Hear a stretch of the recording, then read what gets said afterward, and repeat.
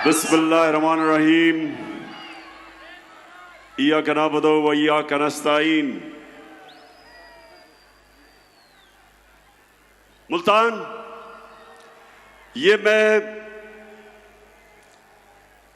3 महीने में ये मेरा तीसरा मुल्तान में जलसा है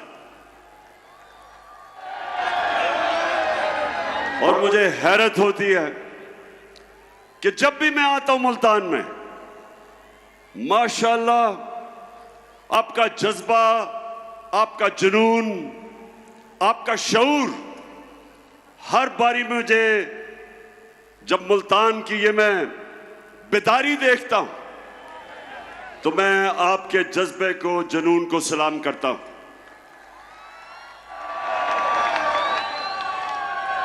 अब मुल्तान, आज मैंने आपसे कई बातें करनी हैं, लेकिन सबसे पहले जो मैं देखता हूं, जिस तादाद में आज मुल्तान में हमारी ख्वातीन आई हुई हैं, मैं खास तौर पे आज आपको सलाम भी करता हूं और आप सबके लिए मैं पैगाम, अपनी ख्वातीन के लिए मैं पैगाम जो देना चाहता हूं वो ये कि देखें, अपने बच्चों को आपने खास तौर पे एक चीज समझानी है। नौजवानों, ये आपके लिए भी है। हमने अपने बच्चों को समझाना है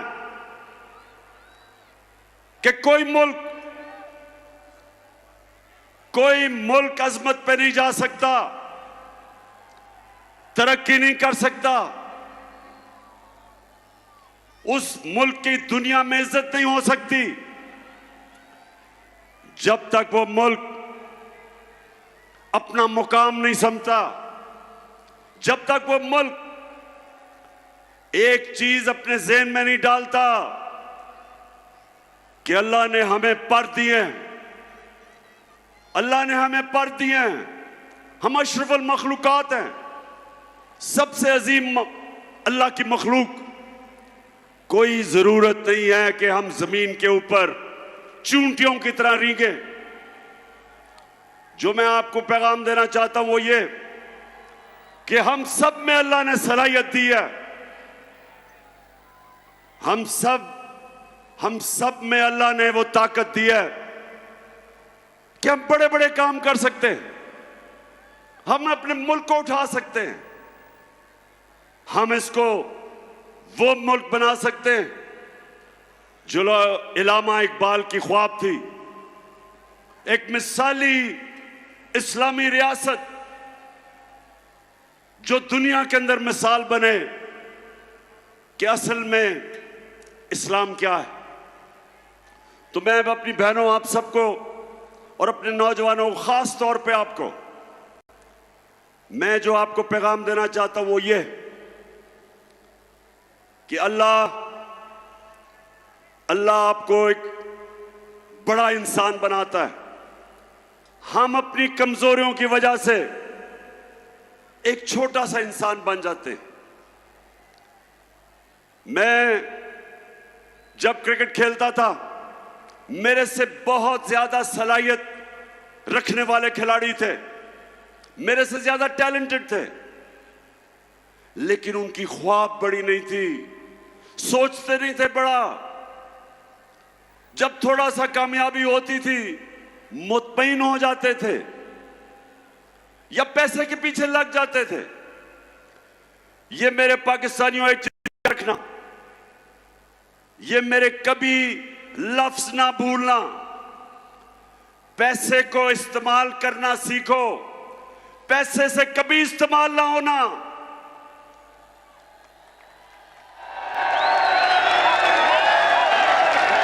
पैसे के बुत की कभी पूजा ना करना। हजरत मूसा जब वो 40 दिन के लिए गए तो पीछे उनकी कौम, जो कुरान शरीफ में आता है कि सोने की गाय की पूजा कर दी, मतलब कि पैसे की पूजा शुरू हो गए। तो ये याद रखें कि ये जो मेहरबानों का मुखालिफ है, वो भी पैसे के बुत की पूजा करता है, वो भी पैसे को बड़ा समझता है जिस तरह उसका लीडर आसिफ जरदारी समझता है। कभी भी मेरे मुल्तान के पाकिस्तानियों, ला इलाहा इल्लल्लाह का मतलब समझो। स्वाय अल्लाह के जब आप किसी के चीज के सामने झुकते हैं वो शिर्क है, चाहे वो पैसे का बुत है, चाहे वो खौफ का बुत है। आजकल मेरी टीम के लोगों को, मेरे एमपीज को टेलीफोन आते हैं धमकियों के कि ये पार्टी छोड़ो। मीडिया को धमकियां दी जाती हैं, मीडिया हाउसेस को धमकियां दी जाती हैं, एंकर्स को, सहाफियों को डराया जाता है कि इमरान खान के साथ ना चलो नहीं तो हम ये कर देंगे। तो मेरी कौम, ये सबसे खौफनाक बुत पैसे के बुत के अलावा खौफ का बुत है। खौफ भी एक बड़े इंसान को छोटा बना देता है। आज तक कोई बड़ा खिलाड़ी नहीं निकला जिसने अपने खौफ को काबू नहीं पाया। आज तक कोई बड़ा फौजी नहीं निकला जिसको तगमे मिले हो, जिसने अपने खौफ के बुत के ऊपर काबू ना पाया हो। बड़ा बिजनेसमैन बना जिसको नुकसान से डर, उस डर के ऊपर काबू ना पाया हो। कोई भी इंसान जो अपनी ख्वाब के पीछे जाने से डरता है वो बड़ा इंसान नहीं बनता। और इसलिए मैं जब प्राइम मिनिस्टर था, मैंने रहमतुल आलमीन अथॉरिटी बनाई। उसका मकसद क्या था? क्या मकसद था?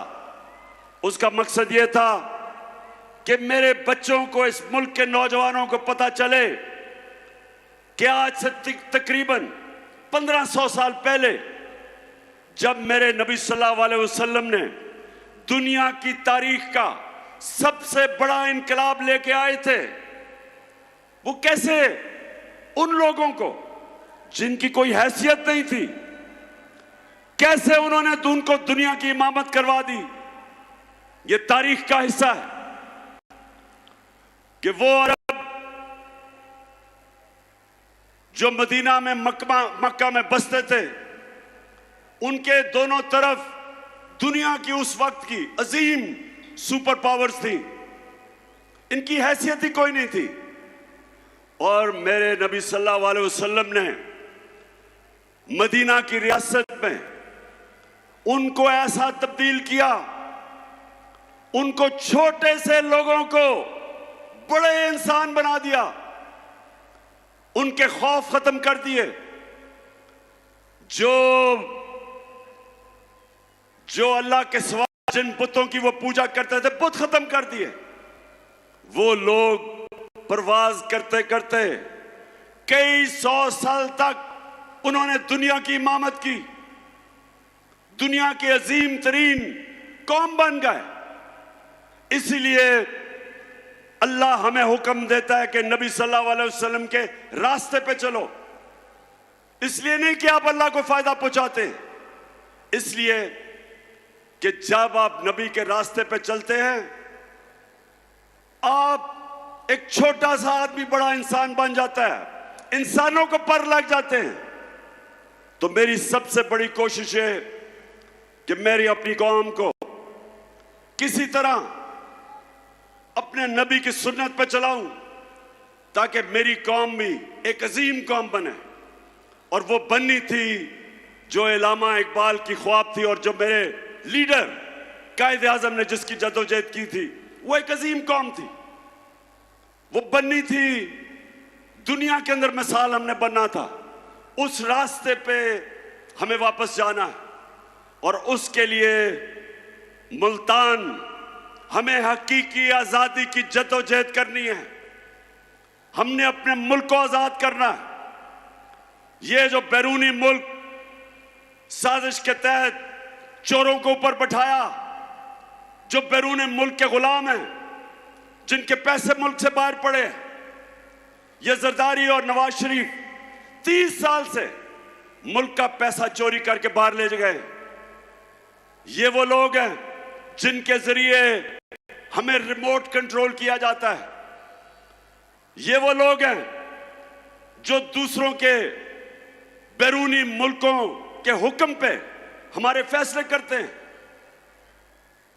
इनमें इतनी जुर्रत नहीं कि जब रूस हमें सस्ता तेल बेच रहा था, जब मैं रूस गया और उन्होंने हमें सस्ती गंदम भी देनी थी, सस्ता तेल भी देना था, इन्हों में जुर्रत नहीं थी कि इनका जो आका है, जिन्होंने इनको ऊपर बैठाया,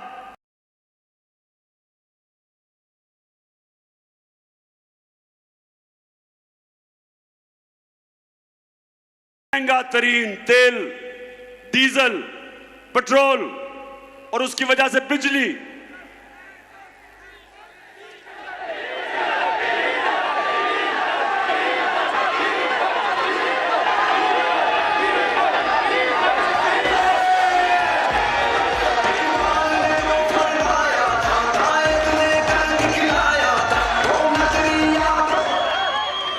तो मुल्तान, हमारी कोशिश है कि हम अपने मुल्क को आजाद करें।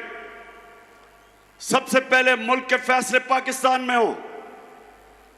हम अपने मुल्क को अपने पैर पे खड़ा करें। हमें कभी किसी और मुल्क के सामने हाथ ना फैलाने पड़े कि जब एक कौम किसी और मुल्क के सामने हाथ फैलाती है, उसकी इज्जत नहीं होती। हरे पासपोर्ट की इज्जत नहीं होगी जब तक हम अपने पैर पे ना खड़ा हो। और मैंने एक पूरा प्रोग्राम बनाया है, क्योंकि जिधर इन्होंने मुल्क पहुंचा दिया, जिस तरह के पाकिस्तान को इन्होंने 2 महीने में जो कर्जे लिए हैं, जिस तरह कर्जों की दलदल में भी गिर रहे हैं, हमारी माइशत भी नीचे जा रही है, हमारी इंडस्ट्री भी नीचे जा रही है। हमारे किसानों के लिए जो भी शाह महमूद कुरैशी ने बताया कि कितने बुरे हालात हमारे आज किसानों के हैं। ट्यूबवेल में डीजल, उसकी कीमत ऊपर, बिजली वो दुगनी से भी ज्यादा। तो जो किसान के पास पैसे, उसके खर्चे इतने चले गए हैं कि वो अपनी जमीन के ऊपर पैसा नहीं लगा सकता। इंडस्ट्री जब बंद हो गई, बेरोजगारी बढ़ रही है। जो हमने दुनिया को एक्सपोर्ट्स करके अपनी दौलत में इजाफा कर रहे थे, याद रखें हमारे 3.5 साल में पाकिस्तान की सबसे ज्यादा रिकॉर्ड एक्सपोर्ट्स हमारे जमाने में थी।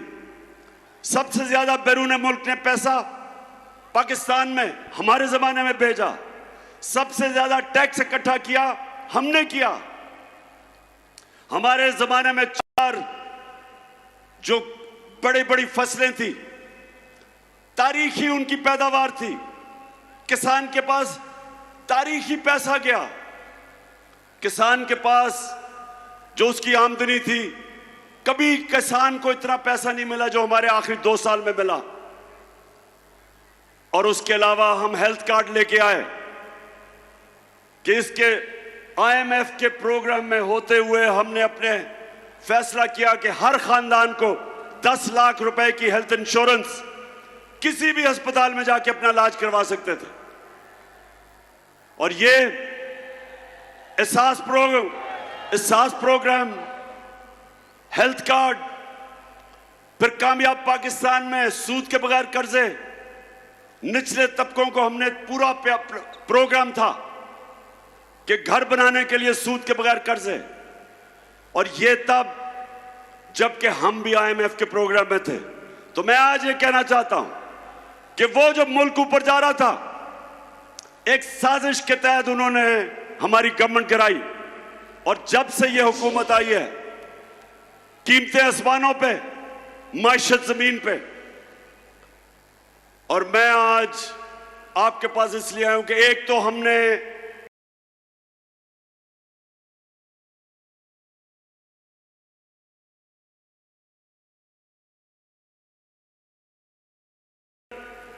आपने सबने इसको अपना इलेक्शन समझना है, अपने बच्चों के, अपने आने वाली नस्लों के लिए आपने इन सबको शिकस्त देनी है।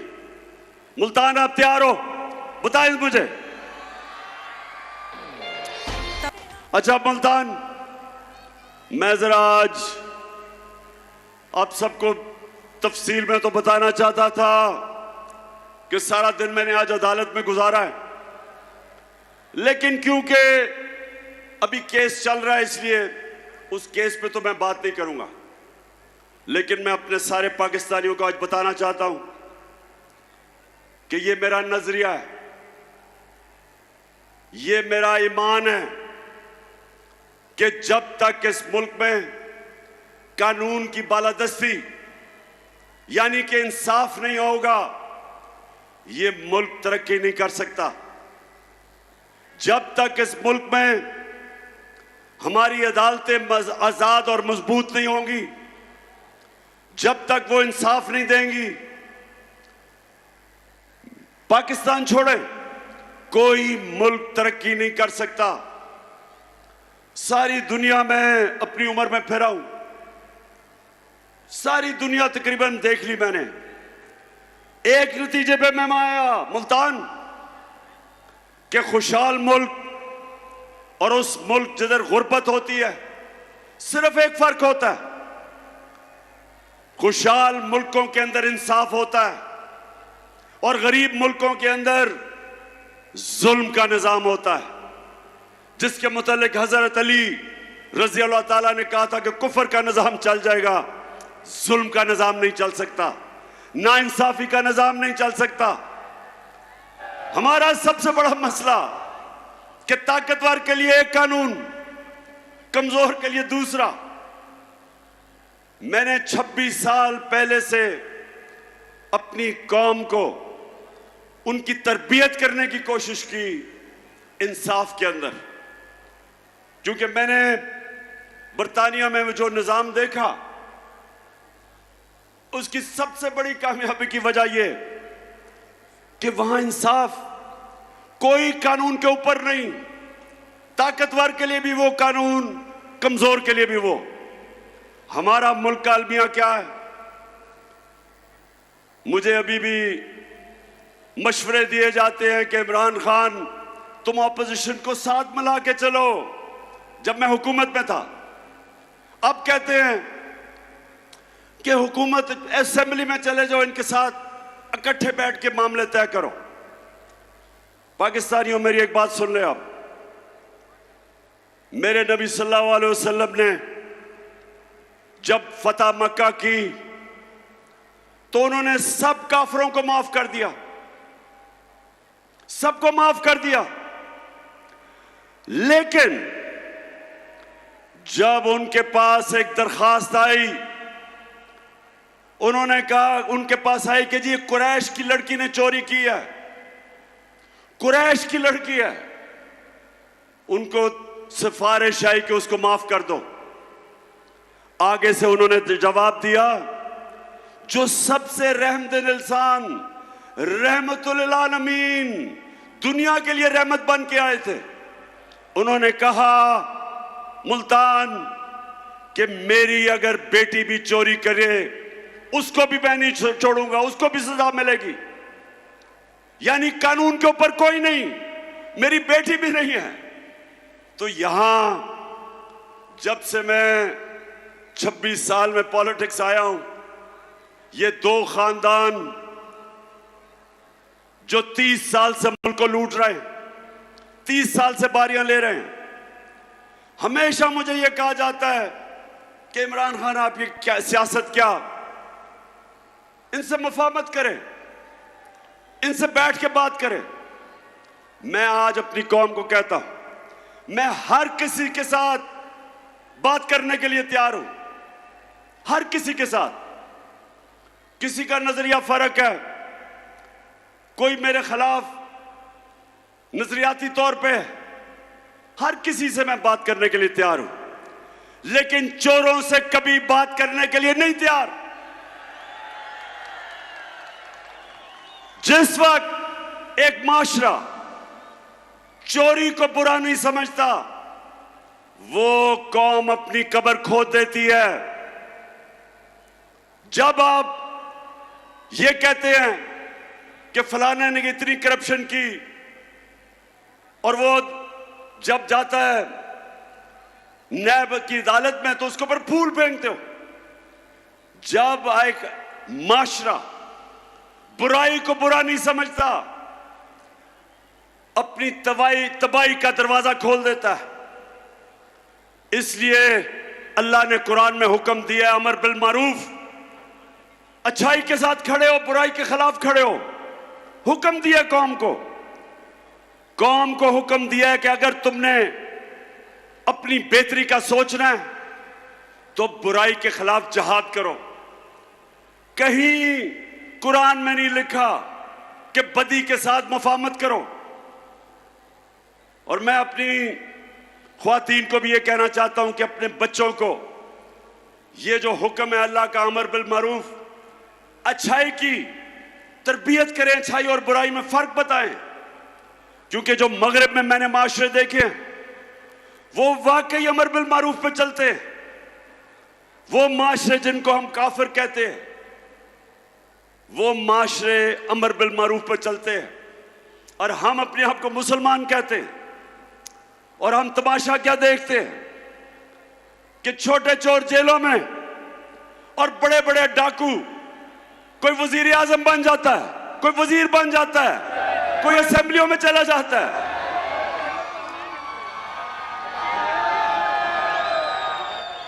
ये है हमारी दूसरी आजादी, हकीकी आजादी की जंग, कि हमने अपने आप को, वो लोग जो माशरे के अंदर फितना है, जो कब्जा ग्रुप है, हमने इनका मुकाबला करना है।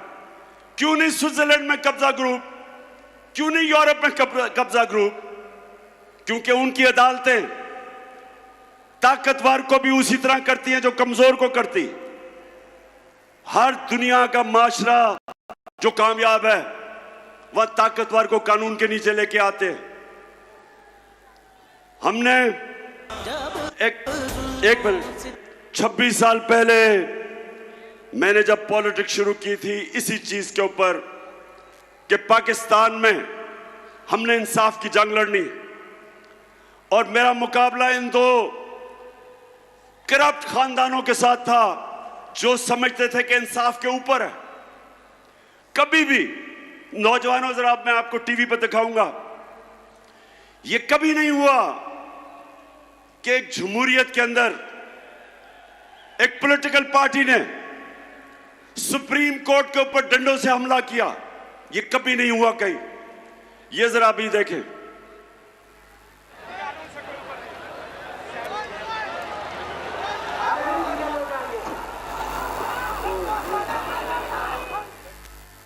ये सुप्रीम कोर्ट के बाहर खड़े हैं। ये 1997 की बात है। पुलिस ने रास्ता दिया इनको, नवाज शरीफ की हुकूमत थी। ये जरा देखें, सुप्रीम कोर्ट में पुलिस ने इनको नून लीग के गुंडों को जाने दिया क्योंकि वो नवाज शरीफ के खिलाफ फैसला करने लगा था, जस्टिस सजाद अली शाह। और ये देखें कि पुलिस तमाशा देख रही है और डंडे लेके 1997 में ये देखें सुप्रीम कोर्ट के अंदर घुस गए। दीवारें टाप के सुप्रीम कोर्ट के अंदर जा रहे हैं। ये मैं आपको ऐसे कमेंट्री दे रहा हूं जैसे क्रिकेट मैच की कमेंट्री हो रही हो। अब ये देखें,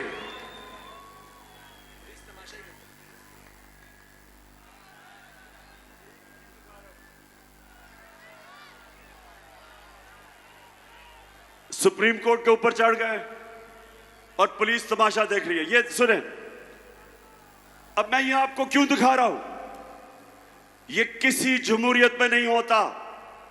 सजाद अली शाह को उन्होंने सुप्रीम कोर्ट से भगाया, वो जान बचा के भागा, जो चीफ जस्टिस था। और फिर इन्होंने जजेस को, बाकियों को पैसा चलाया, ब्रीफ केस चलाए और सजाद अली शाह को हटाया गया, कोई एक्शन नहीं लिया गया इनके ऊपर। और ये वो लोग हैं जो आज मुल्क पे मुसल्लत है और आज कहते हैं चोरी हमने की है, हमें एनआरओ दो, हम कानून से ऊपर हैं। उधर वो नवाज शरीफ बैठा हुआ लंदन में, वो इंतजार कर रहा है कि पहले मेरे केसेस खत्म करो, फिर मैं दूसरी दफा एनआरओ लेके पाकिस्तान आता हूं। मुझे ये मुल्तान बताओ कि छोटा आदमी तो भैंस चोरी, गाड़ी चोरी, मोटरसाइकिल चोरी, वो तो जेल में। तो जो अरबों रुपए मुल्क के लूट के बाहर जाता है वो कहता है कि मैं कानून के ऊपर हूं। और ये है जंग, इंसाफ की जंग है पाकिस्तान में। हम सब ने मिलके, जब तक हम इंसाफ नहीं, ताकतवर को कानून के नीचे नहीं लेके आते, ये कौम आजाद नहीं होगी।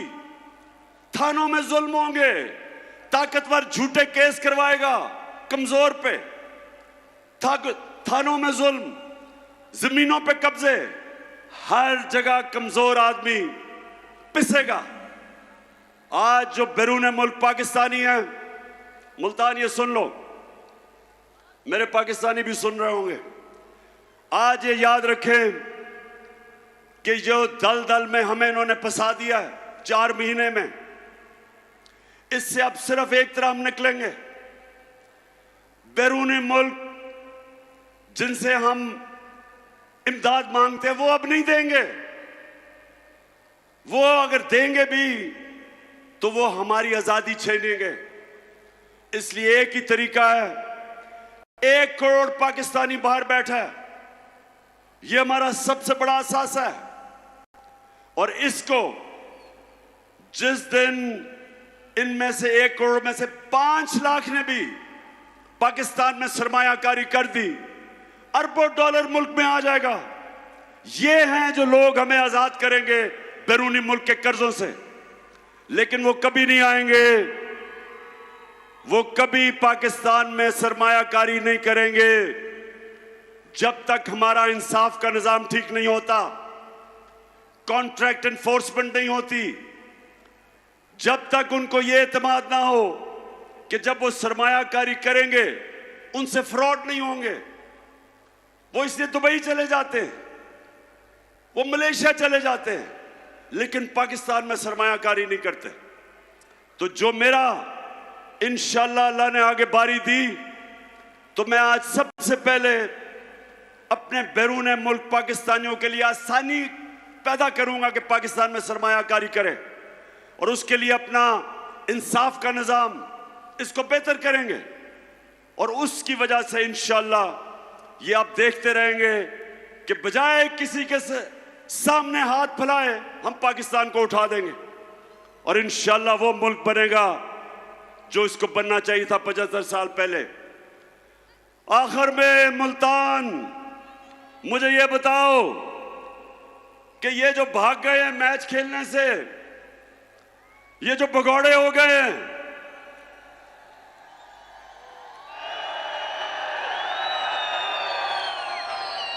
मुझे पूरा यकीन था कि इन्होंने इलेक्शनों से भागना है। बिल्कुल ठीक कह रहे हैं कि मुझे पता था कि इनकी कांपें टांगनी शुरू हो गई हैं। मुझे अंदाजा हो गया था कि ये जो जलसे देख रहे हैं, ये जो पब्लिक को देख रहे हैं, जिस तादाद में पब्लिक निकल रही है, गर्मी में, गर्मी हो बारिश हो, पब्लिक निकल रही है, इनको पता है कि कौम किस तरफ खड़ी हो गई है। जाके डर रहे हैं। जो 17 जुलाई को पंजाब के 20 बाई इलेक्शन हुए, पूरी धांधली के बावजूद, धांधली की, इतना इलेक्शन कमीशन कभी पाकिस्तान में मैंने ऐसा नहीं देखा जो मुकम्मल तौर पे इनके साथ मिलकर धांधली करता है। उसने भी धांधली की, इंतजामिया भी इनके साथ, मिस्टर एक्स ने भी मदद की। सबके बावजूद इनका सफाया हो गया। 2 इलेक्शन धांधली करके इन्होंने जीते हैं, के बावजूद सफाया हो गया, तो आप डर रहे हैं। मुल्तान इनको खौफ आ गया है, डर रहे हैं। अब इनको ये खौफ है कि ये अगर इलेक्शन हो जाता है इतवार को, तो 3 और सीटें गिर जानी थी इनकी, 3 और विकेटें गिर जानी थी। और उसके बाद 25 सितंबर को आपको पता है मैं 9 हलकों में खड़ा हूं, और मेरा चैलेंज है कि इंशाल्लाह जब भी वो 9 हलकों में इलेक्शन होगा, 9-0 रिजल्ट आएगा धांधली के बावजूद। ये ऐसे ही है। जब आपको पता पुराने जमाने में क्या होता था, जब मैं क्रिकेट खेलता था तो अपने अपने अंपायर होते थे। हम जब हिंदुस्तान मैच खेलने जाते थे, उनके अपने अंपायर होते थे। वो जब पाकिस्तान खेलने आते थे, हमारे अंपायर थे। वो पाकिस्तान में नहीं जीत सकते थे, जिधर हमारी टीम को मुश्किल पड़ती थी अंपायर मदद करने के लिए आ जाते थे। उधर जब जाते थे,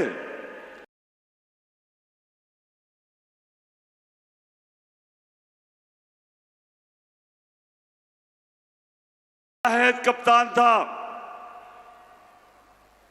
हिंदुस्तान गया, उनके अंपायर थे।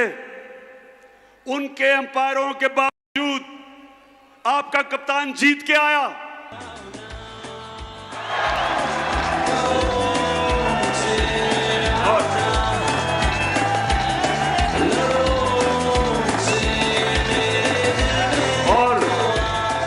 और इस बारी मुल्तान, इस बारी पहले हमने 17 जुलाई को जो चीफ इलेक्शन कमिश्नर ने इनके साथ मिलकर बैटिंग की, उसको भी हराया, इनको भी हराया, इंतजामिया भी इनकी थी, उसको भी हराया, और मिस्टर एक्स को भी हराया। और इंशाल्लाह अब भी जब भी इलेक्शन होंगे, मेरा सबको चैलेंज है कि तुम जो मर्जी कर लो, पाकिस्तानी कौम फैसला कर बैठी है। जो मर्जी करो, पूरी कोशिश है इनकी कि किसी तरह इमरान खान को मैच से निकाला जाए। ये हम जब छोटे होते थे ना मुल्तान, हम जब छोटे होते थे तो जब आपस में क्रिकेट मैच खेलते थे, तो जो टीम हार रही होती थी वो विकेटें उठा के भाग जाती थी। ये इन्होंने किया है, हार रहे थे, विकेटें उठा के चले गए, मैच ही कैंसिल कर दिया इन्होंने। लेकिन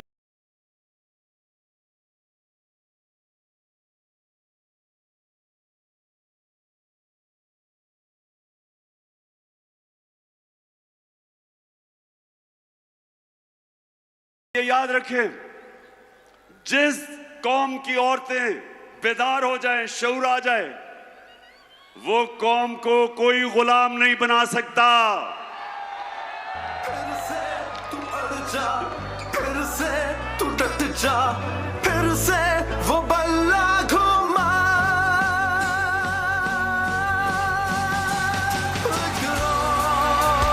कदम बढ़ा, फिर से वो लम्हा दोहरा। आजकल जब जी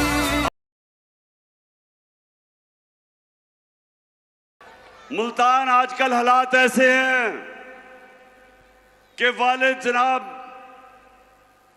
या पीपल्स पार्टी या नून लीग के लिए मेहनत कर रहा है, जब घर आता है तो पता चलता है कि बीवी बच्चे सारे तहरीक इंसाफ में आ गए हैं।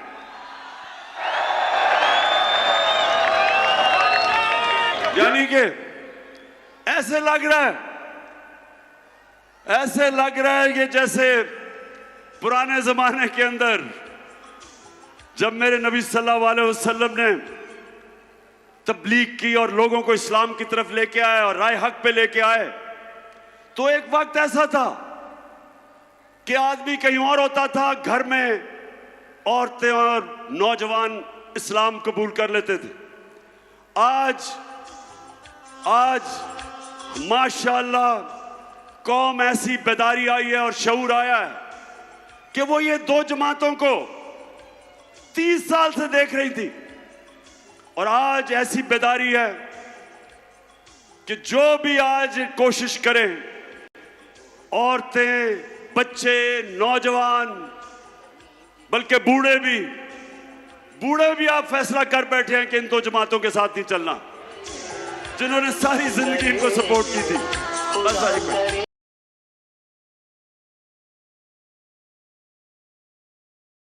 हैट्रिक के जलसा किया मैंने, 3 जलसे 3 महीने में। मैं आज आपका शुक्रिया अदा करता हूं, जिस गर्मी में और जिस सुकून में और जिस शऊर से आपने मेरी बातचीत सुनी, मैं आपका शुक्रिया भी अदा करता हूं।